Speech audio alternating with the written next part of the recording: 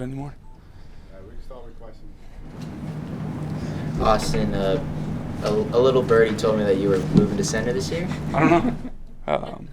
Guess we'll find out now. What has that process been like? It's been fine. I've been groomed to be a center my entire career. Kind of even starting back in college.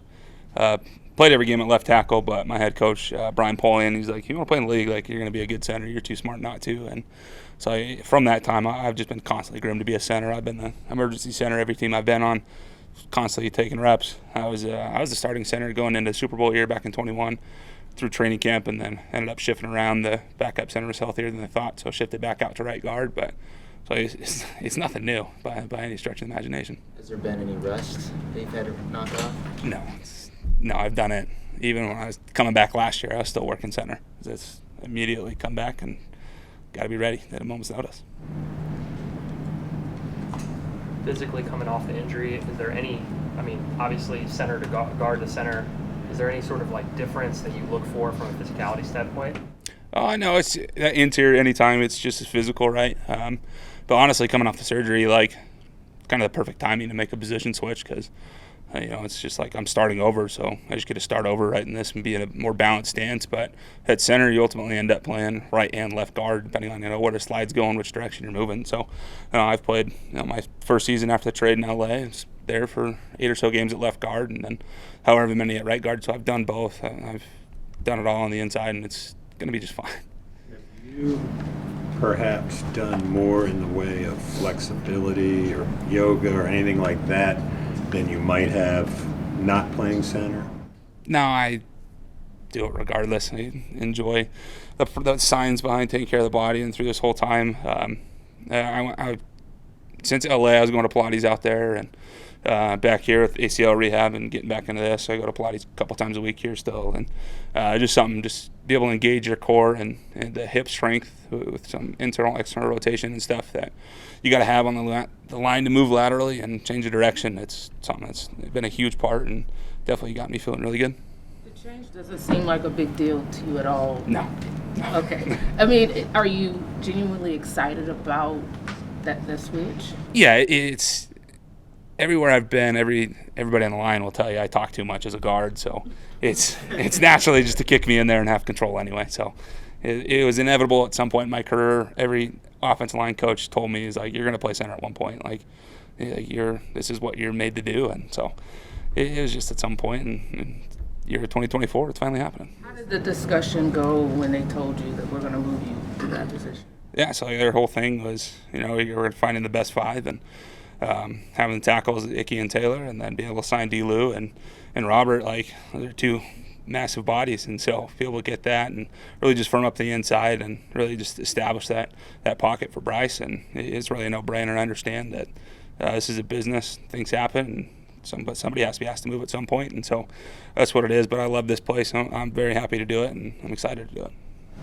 How would you compare this group to last year's group? I know it's super early, but what are your initial comparisons? Yeah, we added a lot of new bodies, just free agency, and obviously got the draft coming up this weekend and bringing in some more. And so we got a lot of new faces, a lot of new names, some familiar ones just on the defensive side of the ball, and being able to add Deshaun, Jordan, and Nick Scott, just with the LA connections there with EJ. And offensive side, I had plenty of time to watch D-Lou just with the Seattle and Rams side of it.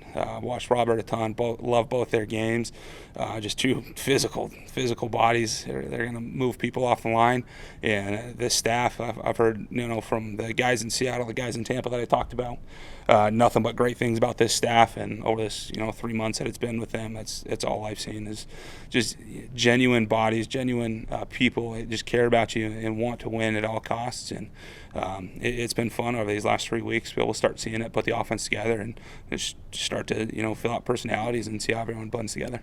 Austin, how much of a difference can that make just with their size on either side? Yeah, I don't know what the weight ratios would be from this year to last year. Bradley was also a massive human on the inside, so it's nice when you kind of go in there, and Robert's a little taller than me. I'm a little taller than D-Lou, and it's just like, all right, there's a lot of weight up here. So it's pretty funny to think about for sure. The Rams connection you mentioned, coaching staff, but also now more and more players.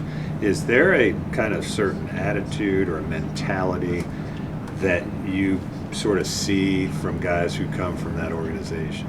Yeah, I think with EJ on that defensive side of the ball, everywhere he's been from our time in LA to in Denver. We played them 2 years ago when EJ was there, and they were top 5 defense going into that year. We finished top 5, I believe, here last year. The way his leadership style, his coaching ability is truly amazing, and guys respond well to it, and they want to play hard for him. And so to be able to retain him over this year and be able to build off what they did last year is going to be amazing. And I think that's exactly what Dan and Dave are really trying to do with the offensive side of the ball, and we want to lean on them for that's the standard, and that's the way we're going to play this game. Of we're going to get downhill, we're going to run the ball, we're going to change up looks, we're going to do everything we can, but we're going to impose our will, and we're going to enjoy doing it. How much did the lack of protection that Bryce had from the guard center position last year? I think the numbers I've saw, like 35 of his 32 sacks came from that. How much did that impact how his rookie season went?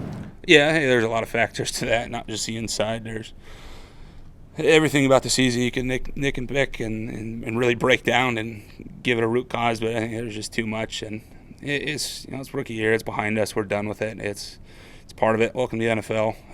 We're moving on, and the way he's carried himself this offseason so far has been amazing, and he's just excited to step up into this role. And how his connections with Dave and Brad, and it really looks like it's going well, and he has command of this offense, and it's going to be. I'm just excited for him. What's the most important things for you and Lewis and Hunt to do in this phase of the offseason so you guys are successful down the road? Yeah, all 3 of us have played a lot of football, and we come from similar trees. And so we kind of understand this offense and the keys to it, and it really starts on the inside. And so this phase is really just understanding how each of us move, how each of us want to hit combinations. And I think fortunately with me playing so much guard, I understand what they're looking for from a center, and I understand where I need to be to help and give them the maximum angle, whatever it may be, on a run or a pass. And so that'll definitely benefit just that cohesion together, because I know where they want me. I know what gives them time. I know what gives them power. I know just as a guard, it's what you want from your center. And so I'm doing everything I can just to talk footwork, see where they want my hands, see where they want my feet, and really just building that out together. Austin, you were the second pick, or the first pick in the second round when you got drafted. What's that period like between the end of the first round and the beginning of the second round? Did you talk to the team? Did you talk to the Browns? Did they tell you they're picking you? Nope. What's that like? Yeah, so I honestly I wrote the Browns off during that process. Joe Thomas just retired, and so it's like, all right, they need a tackle. Their interior was really locked up between Joe Batonio, J.C. Treader, Kevin Zeitler, 3 guys that I've stayed close with, and they've mentored me a lot, and they were making a lot of money at the time. So I was like, all right, yeah, they don't need an interior, and so I really just kind of wrote them off. And so when I got that Cleveland area code calling that day, I was just like, oh, all right, that's fine. But Joel played at Nevada with me, so I had that connection with him. But going Friday or Thursday night, I just kind of like, all right, let's take a breath. Like, I needed a lot to go right. I know my agent told me to sneak into the first round. I wasn't anticipating that at all. So, I got a workout in, at Nevada there at campus Friday morning, just trying to, take the mind off. Fortunately, being on the West Coast, the time catches up a lot quicker, so I had to wait until 3 instead of, 7 being out here. And but it was just trying to stay busy as much as you can and just not really think about it, because you never know what's going to happen. You can't predict this business, and no matter from a combine, pro day, draft to you're 12 years into this league, you don't know what's going to happen, so you just enjoy the ride.